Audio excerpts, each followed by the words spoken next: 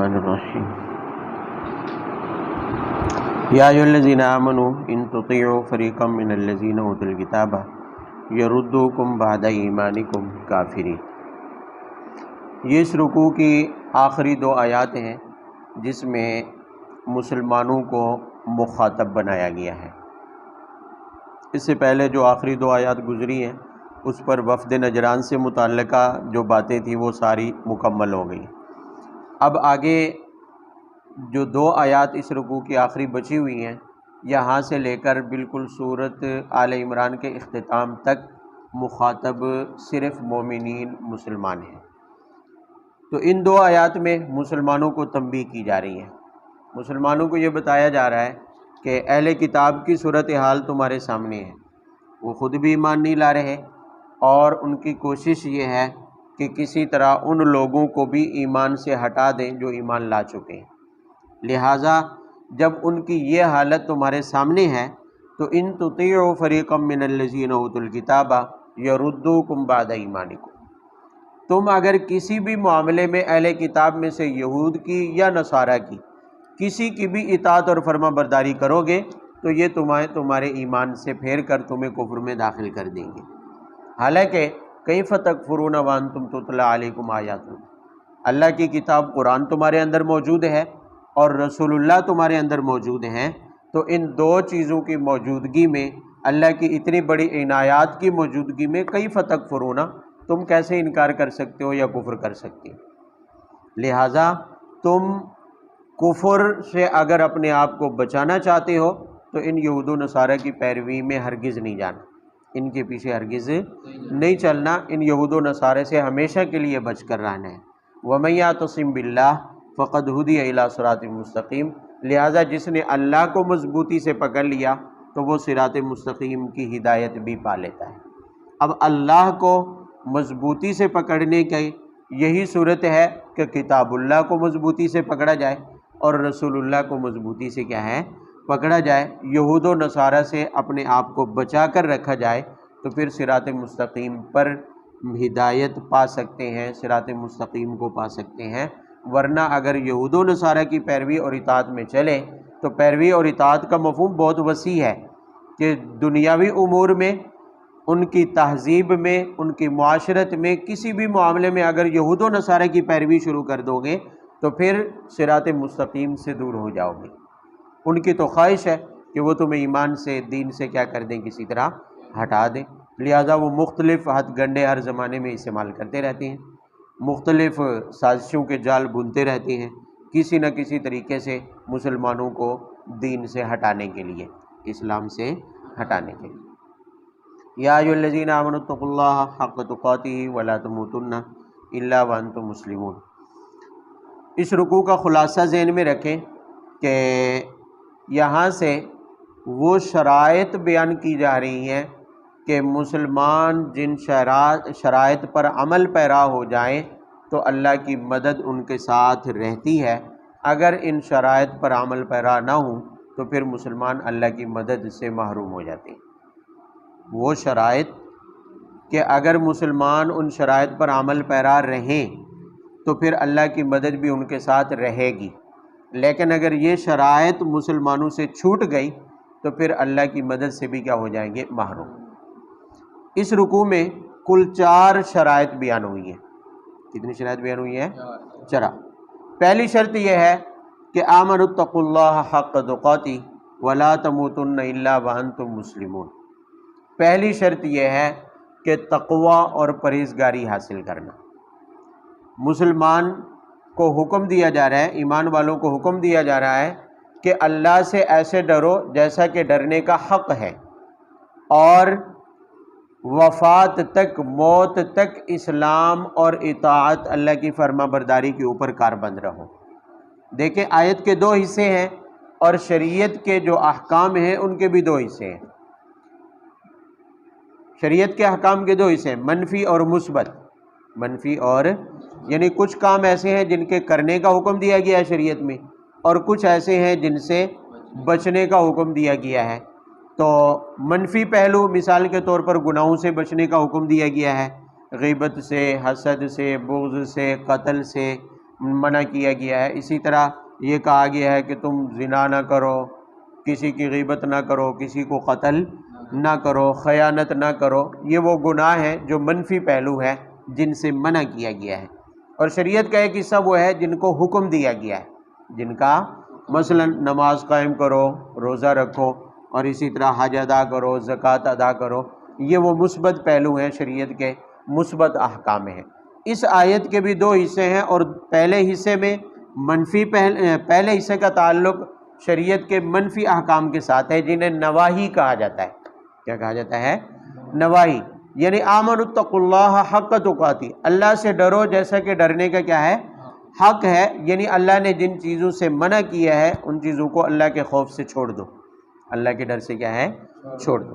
اور دوسرے حصے میں مثبت پہلو کا حکم ہے، اوامر پر عمل کرنے کا حکم ہے۔ فرمایا لا تموتن الا وانتم مسلمون، تم موت تک اللہ کی اطاعت اور فرما برداری پر قائم رہنا۔ مسلمون کا معنی یہ ہے کہ اطاعت کرنے والے، فرما برداری کرنے والے، جن کاموں کے کرنے کا حکم دیا گیا ہے ان کاموں کی، ان احکام کی تم کیا کرو؟ پابندی کرو۔ تو مسلمان کے ساتھ، ایمان والوں کے ساتھ اللہ کی مدد کی پہلی شرط یہ ہے کہ مسلمان اللہ کے اوامر اور نواہی کی کیا کریں؟ پابندی کریں۔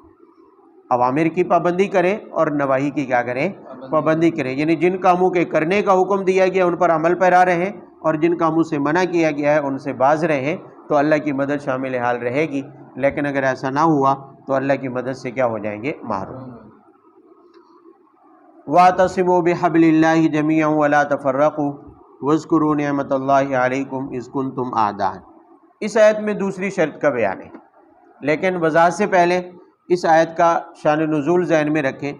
اس آیت کا شان نزول یہ ہے کہ جب آپ صلی اللہ علیہ وسلم مدینہ منورہ میں تشریف لائے تو مدینہ منورہ میں سب سے بڑے جو دو قبیلے آباد تھے ان میں سے ایک کا نام اوس تھا اور ایک کا نام کیا تھا؟ خزرج۔ یہ دونوں عرب قبیلے تھے، ان کی صدیوں سے لڑائیاں چلی آ رہی تھیں، حتیٰ کہ ان کی ایک معروف جنگ تاریخ میں جس کا ذکر آتا ہے جنگ جنگ بیاس 120 سال سے ان میں جاری تھی۔ لیکن جو ہی اسلام آیا اور یہ اسلام میں داخل ہوئے تو ان کی وہ لڑائیاں جو صدیوں سے چلی آ رہی تھی وہ ساری کی ساری اچانک ختم ہو گئی، امن آ گیا، تو دونوں اکٹھے اسلام کے اندر پرامن زندگی گزارنے لگے۔ لیکن یہود و نصارہ وہ تو اس طاق میں رہتے تھے کہ کسی طرح سے مسلمانوں کے درمیان میں آگ بھڑکائی جائے، تو کسی بوڑھے یہودی نے، کہتے ہیں وہ آنکھوں سے بھی نابینا اور اندھا تھا، اس نے انصار کے یہ دونوں حضرات، کچھ لوگ خزرج میں سے اور کچھ لوگ اوس قبیلے کے کسی جگہ پر بیٹھے ہوئے تھے، تو اس نے ان کے مجمع کے قریب سے گزرتے ہوئے ان کی سابقہ پرانی جنگوں کے حالات چھیڑ دیے، اس یہودی نے شرارتاً لڑائی ڈالنے کے لیے۔ اور یہ معاملہ اتنا بڑا حتیٰ کہ نوبت یہاں تک پہنچ گئی کہ اگر کچھ دیر اور یہ معاملہ چلتا رہتا تو شاید ان میں پھر سے لڑائی جاری ہو جاتی، پھر سے ان میں جنگ ہو جاتی۔ آپ صلی اللہ علیہ وسلم کو علم ہوا تو آپ صلی اللہ علیہ وسلم تشریف لے گئے اور دونوں کو سمجھایا، دونوں فریقوں کو سمجھایا، تو یوں دونوں کے درمیان میں جو شرارت یہودی کی وجہ سے پھیل رہی تھی وہ کسی طرح سے ختم ہوئی اور یوں امن انہیں حاصل ہوا۔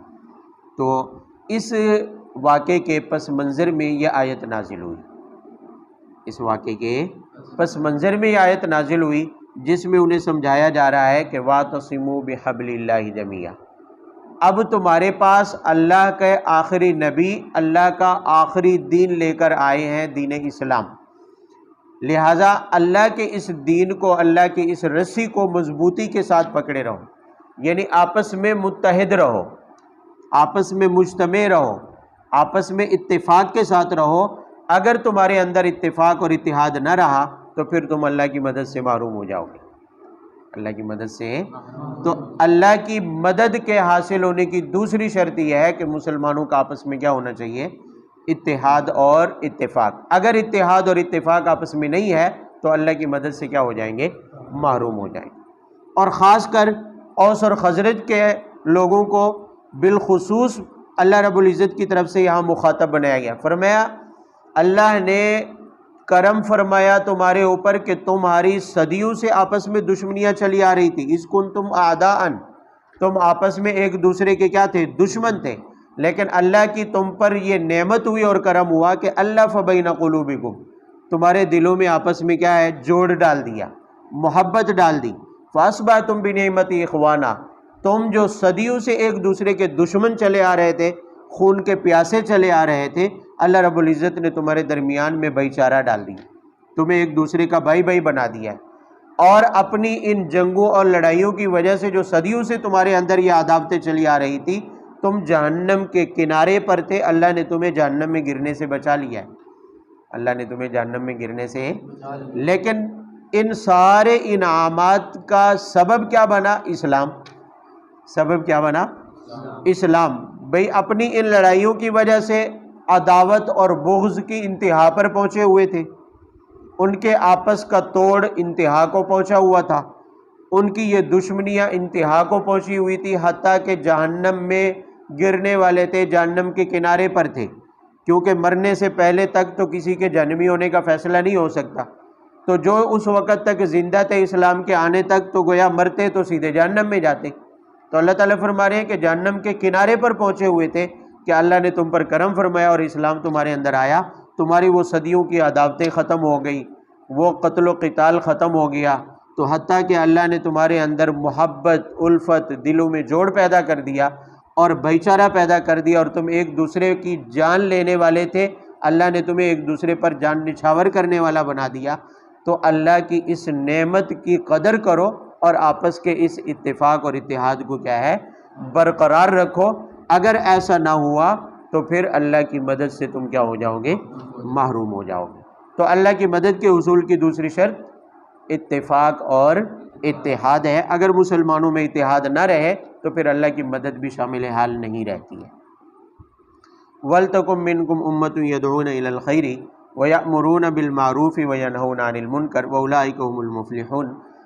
حصول مدد کی تیسری شرط کو بیان کیا ہے کہ مسلمانوں کے اگر اللہ کی مدد چاہتے ہیں، اگر مسلمانوں کی خواہش یہ ہے کہ ہمیشہ ہمیشہ کے لیے یہ چاہتے ہیں کہ اللہ کی مدد شامل حال رہے، تو پھر مسلمانوں میں ایک مصلح جماعت ہونی چاہیے، ایک مصلح جماعت ہونی چاہیے، یعنی مسلمانوں کے اندر ایسے لوگ ہونے چاہیے، ایسی جماعت ہونی چاہیے جس کی ذمہ داری مسلمانوں کے اعمال کی اصلاح ہو، مسلمانوں کے اعمال کی کیا ہو، اصلاح ہو۔ فرمایا وَلْتَكُن مِّنكُمْ أُمَّةٌ يَدْعُونَ إِلَى الْخَيْرِ، تمہارے اندر ایک جماعت ایسی ہونی چاہیے جو تمہیں خیر کی طرف بلاتی رہے۔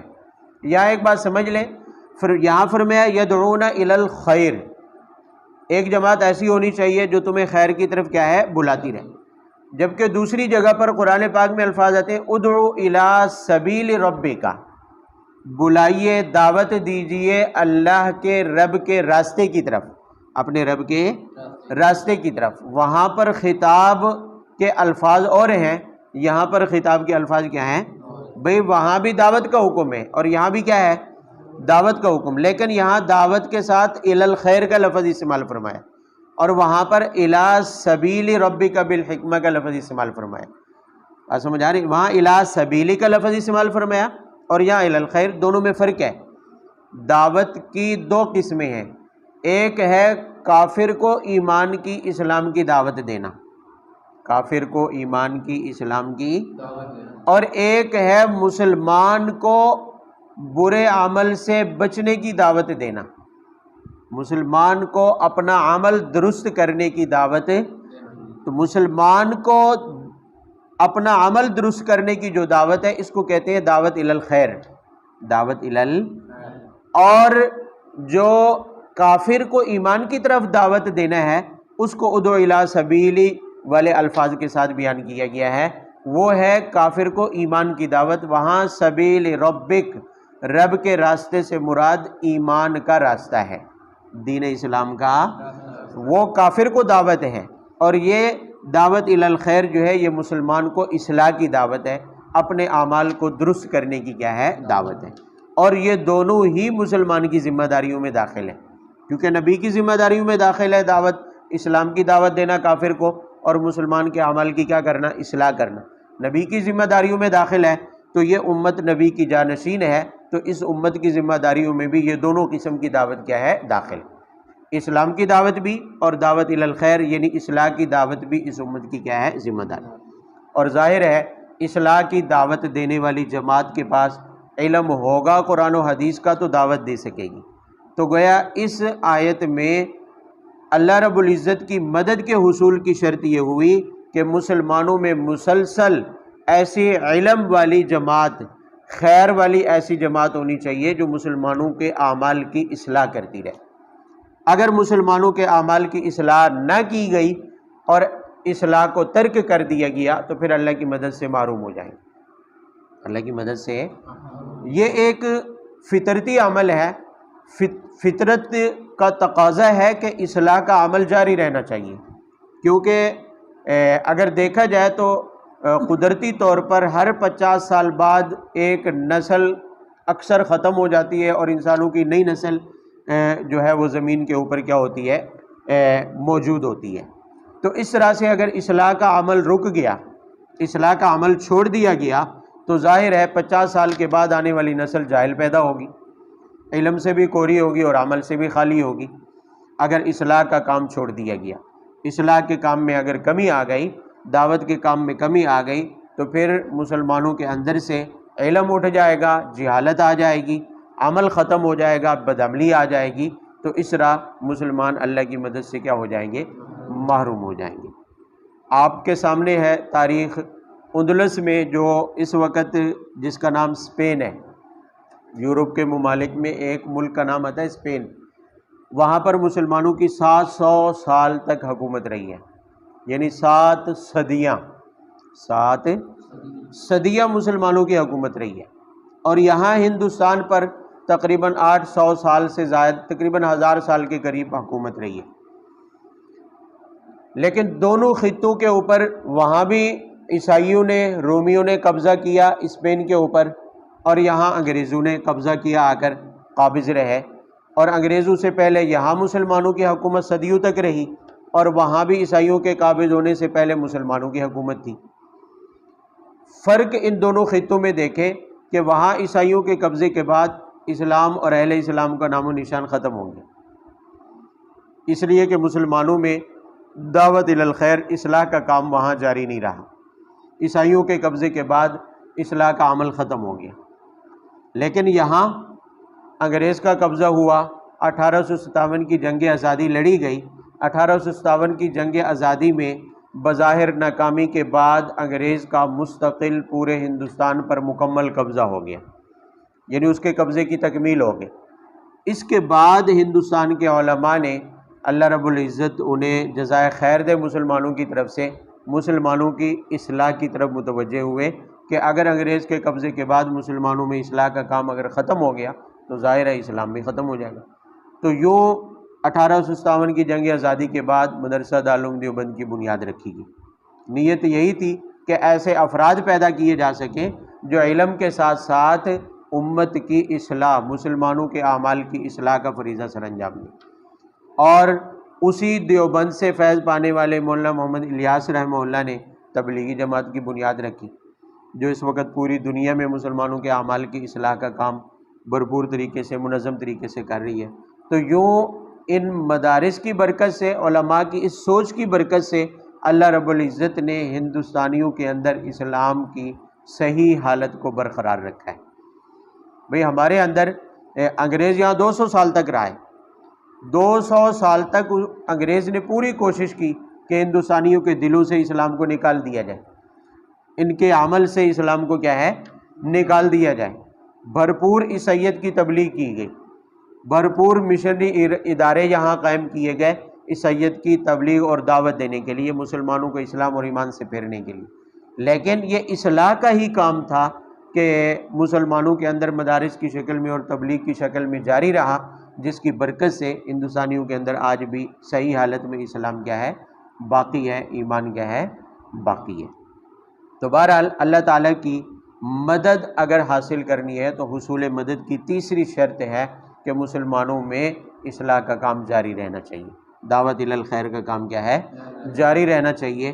اگر یہ نہ رہا تو پھر کامیابی ناممکن ہے، اگر یہ جاری رہا تو اولئک هم المفلحون، فرمایا یہی لوگ کیا ہے؟ کامیابی پائیں گے۔ دیر ہو سکتی ہے، تاخیر ہو سکتی ہے۔ جتنا دعوت الی الخیر اور اصلاح کے کام میں کمزوری ہوگی، سستی ہوگی یا دیر اور تاخیر ہوگی تو اللہ کی مدد میں تاخیر تو ہو سکتی ہے لیکن کامیابی ضرور ملے گی انشاءاللہ۔ آخر دعوانا الحمدللہ۔